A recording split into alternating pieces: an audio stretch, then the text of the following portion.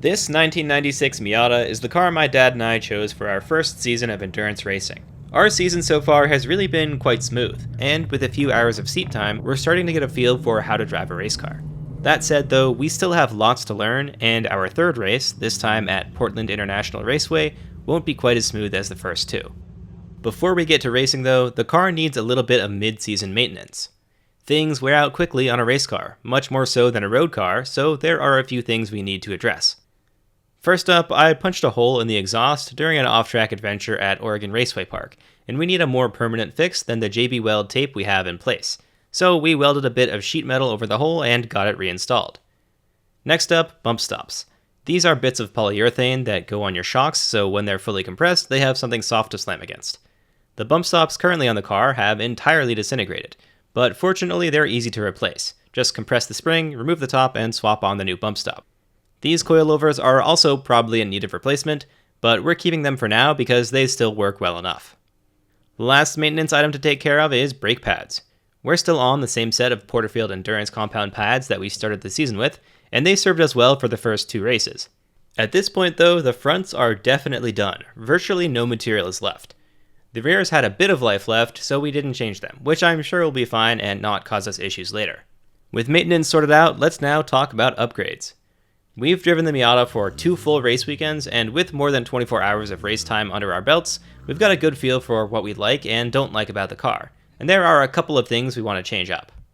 On our last outing at Oregon Raceway Park in June, it was pretty hot inside the car, even with our cooling suits. It's now July, and we expect it to be in the 80s and sunny. So to help keep us cool, we've opted for a practical solution. A dryer vent mounted to a bit of plywood sticking out the side of the car, with the hose pointed at the driver. This looks, frankly, pretty dumb, and is probably bad for our aerodynamics, but we're slow anyway, so we may as well be slow and a reasonable temperature. This works much better than you might expect, and you can really feel the breeze at high speed. Another in-car upgrade, or maybe downgrade, was the rear view mirror. The car came with this very cool racing mirror that goes all the way across the windshield so you can see everything behind you, which sounds great. The issue is the mirror panels are in this kind of jagged pattern, which ends up distorting the view.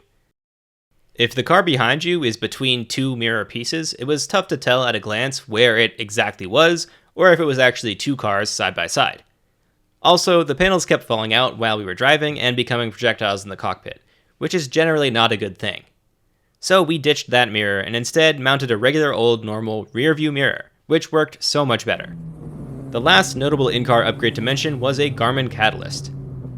This is a device that uses GPS to get the car's speed and location, and will tell you your lap times and the difference to your fastest lap time right on the screen. It also records video, which you can play back later.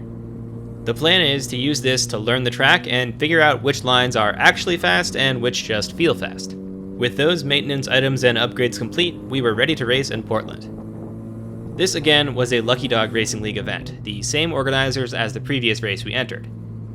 Friday is a practice day, and Saturday and Sunday are the race days. As a reminder, Lucky Dog is an entry-level endurance racing series, but it doesn't have a cost limit for cars.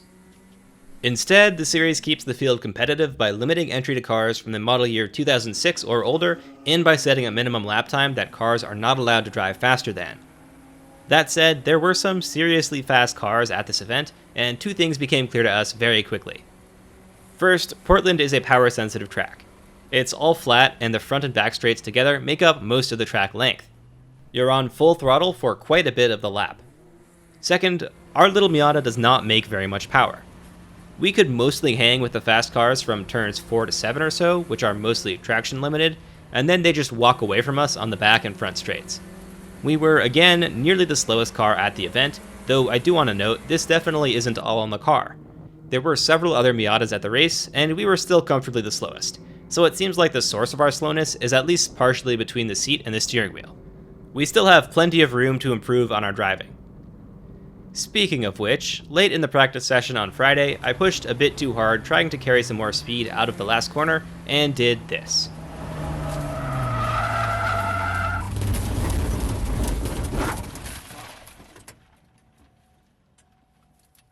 I hit the barrier. Fortunately, the wall was soft, and the car was probably only going 20 miles an hour or so by the time it hit the wall. I was able to restart the car and got a signal from the turn worker when it was safe to rejoin, and limped back to the pit entrance right across the track. I was a bit concerned about this rubbing noise the car was making. It really didn't sound too good. But when I got back to the pit box, I discovered the damage to the car was pretty minimal.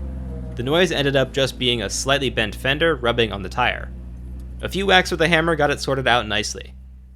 We were able to drive a few more laps before the checkered flag for the day to make sure that everything really was fine with the car, and fortunately it was. We ended the day Friday without further issue.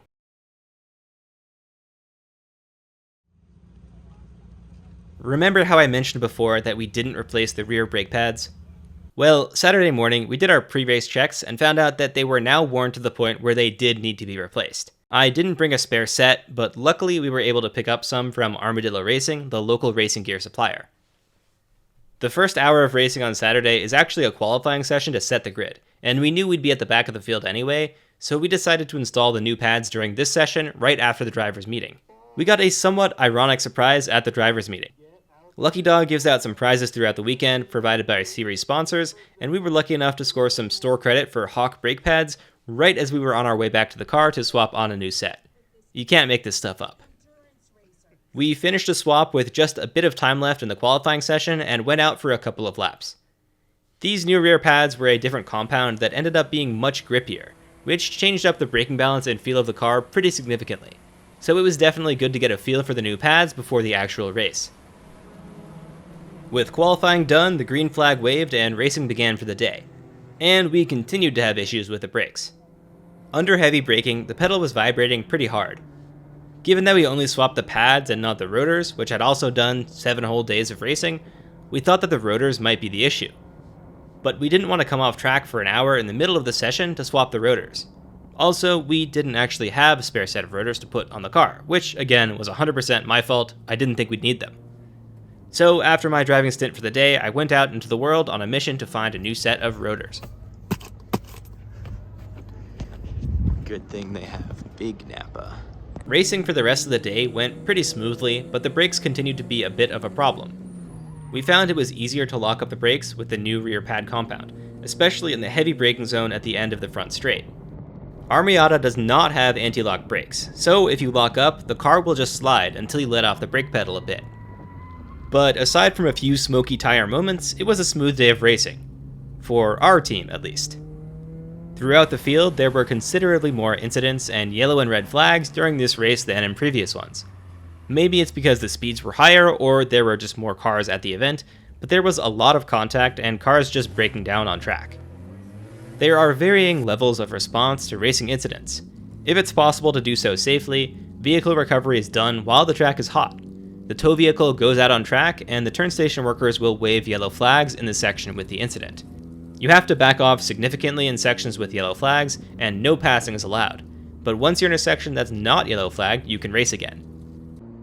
For bigger incidents, the whole track might be yellow flagged, and if an incident needs to be addressed immediately or can't be reached safely under yellow, the session might be red flagged, where all cars immediately come to a safe stop on track in view of a corner station. Up to this point, we hadn't experienced many yellow flags and no red flags at all, but in Portland, there were lots of yellow flags and a couple of red flags. We managed to stay out of trouble though, and again, we were slow but consistent. We ran around 15 to 20 seconds a lap slower than the top teams, but stayed out all day, and by the end of Saturday, we were 34th overall of 66 cars and 13th in our class. Saturday night, we got the new brake rotors installed on the car and headed to bed, after a quick truck stop shower, which I highly recommend after a long day of racing.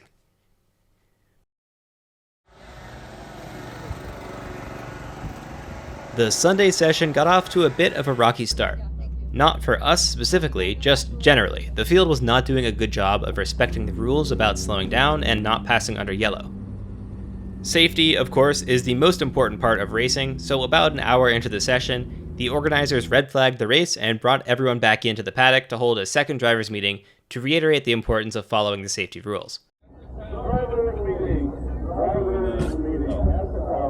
I'm gonna guess you guys are getting yelled at for missing yellow flags. Underneath was waving yellow. It didn't appear to matter because they had 3 passes under the waiting yellow there, and because the safety truck was out there, was about to get out, felt unsafe. We went to full course yellow. Under full course yellow, I had 1, 2, 3, 4, 5, 6, and 8 passes under full course yellow. Obey the flags. Let's race. Let's be safe. With that reminder in place, we got back to racing. Even with fresh brake rotors on the car for Sunday, we continued to have vibrations. And now it was all the time, not just while braking. Yeah, we need to look at all the wheels, because there's a thump, thump, thump, thump, thump, thump, thump, thump. We've been driving this slowly. This was kind of unpleasant, but we decided that given we'd replaced all the brakes, the most likely cause was flat-spotted tires. Pretty sure these tires are now square. Though despite a close inspection during a pit stop, we weren't able to immediately confirm this.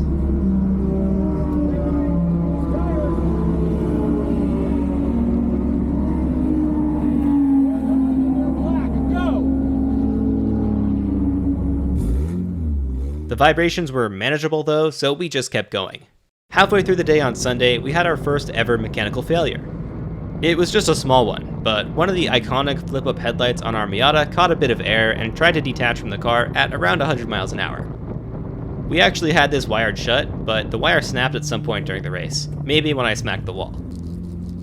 My dad pitted immediately, and I was prepared with some duct tape to secure the headlight cover in place, but fortunately the fix was even more straightforward.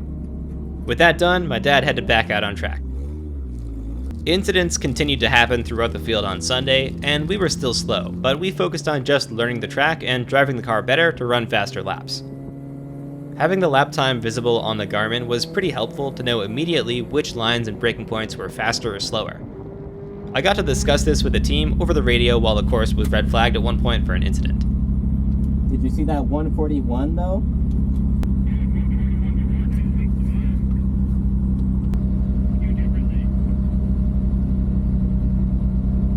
I drove the car faster through a couple corners, like the Garmin told me to.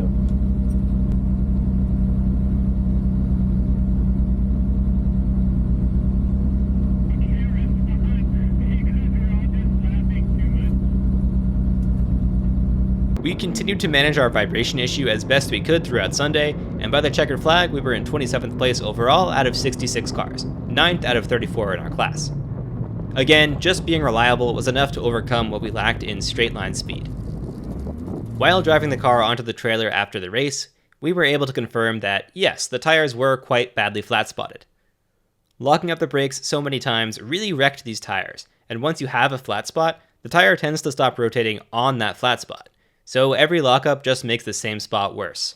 That wraps up our third endurance race of the season. Just one more to go now. Back to Pacific Raceways with 24 hours of lemons. See you then.